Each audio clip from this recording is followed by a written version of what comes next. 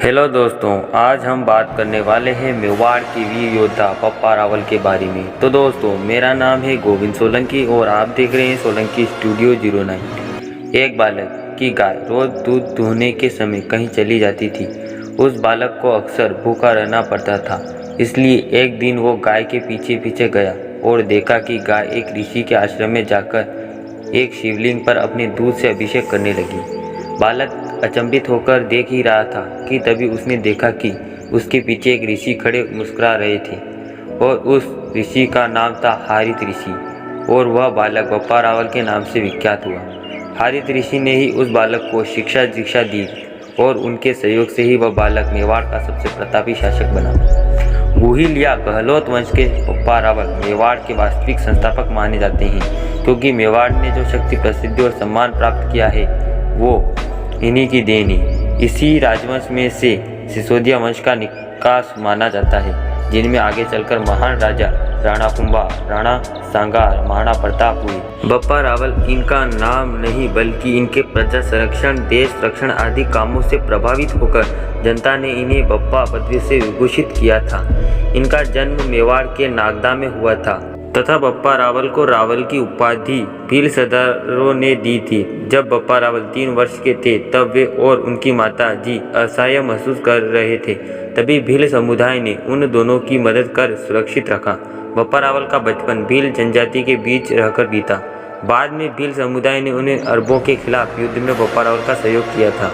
बप्पा रावल प्रारंभ में संभवतः चित्तौड़ के मौर्य या मौर्य शासक के सेनापति थे। सिंध के अधिकृत इतिहास चर्चनामा में बप्पा रावल का विवरण मिलता है। इससे पता चलता है कि ताहिर के पुत्र जयसेन के साथ उसकी माता रानी लाड़ी देवी चित्तौड़ मदद मांगने आई थी। इस पर चित्तौड़ के मौर्य शासक ने अपने सेनापति बप्पा रावल को सेना के साथ मदद के लिए भेजा, पर मेवाड़ के मौर्य शासक मान मौर्य या मानसिंह मौर्य का अरबों के विरुद्ध संघर्ष के प्रति उदासीन या असक्षम साबित हो रहा था। तब हारित ऋषि ने उन्हें एक गुप्त खजाने की बात बताई, जहां से करीब 15 करोड़ स्वर्ण मुद्राएं निकली। उन्होंने उस खजाने से सैन्य संगठन बनाकर बप्पा को अरबों को भारत की सीमा से बाहर खदेड़ने का आदेश दिया। बप्पा ने इसमें बाधा बन रहे मानमोरी को मारकर चित्तौड़ दुर्ग को हस्तगत कर लिया और 12,72,000 सेनाओं का विशाल सैन्य संगठन तैयार किया। हारित ऋषि के आशीर्वाद से बप्पा रावल महादेव के बहुत बड़े भक्त हुए। उनकी धर्म में इतनी रुचि थी कि जहाँ भी धर्म पर आघात होता वहीं पर बप्पा का कहर टूटता और उस जगह का पुनः सनातन में मिलाकर भगवा लहराते। उन्होंने उदयपुर के उत्तर में कैलाशपुरी में एक लिंगजी महाराज का मंदिर 734 ईस्वी में निर्माण करवाया, जो आज भी सीना तान कर खड़ा है। इसके निकट हारित ऋषि का आश्रम है। उन्होंने आदि वराह मंदिर का भी निर्माण करवाया। यह मंदिर एक लिंगजी के मंदिर के पीछे बनवाया। और आपको बता दें कि पाकिस्तान के शहर रावलपिंडी का नाम बप्पा रावल के नाम से ही रावलपिंडी पड़ा है। बप्पा रावल गुज्जर प्रतिहार शासक नागभट्ट प्रथम और चालुक्य वंशीय विक्रमादित्य के साथ मिलकर अरबों के विरुद्ध संगठन बनाकर युद्ध करना प्रारंभ किया। सम्राट नागभट्ट ने अरबों को पश्चिमी राजस्थान और मालवा से मार भगाया। बप्पा रावल ने यही कार्य मेवाड़ और सिंध प्रदेश के लिए किया। अनहिलवाड़ के चालुक्य वंशी सम्राट विक्रमादित्य द्वितीय के सेनापति अवनिज आश्रय पुलकेशी के साथ मिलकर बप्पा रावल ने अरबों पर गजनी तक दावे बोले।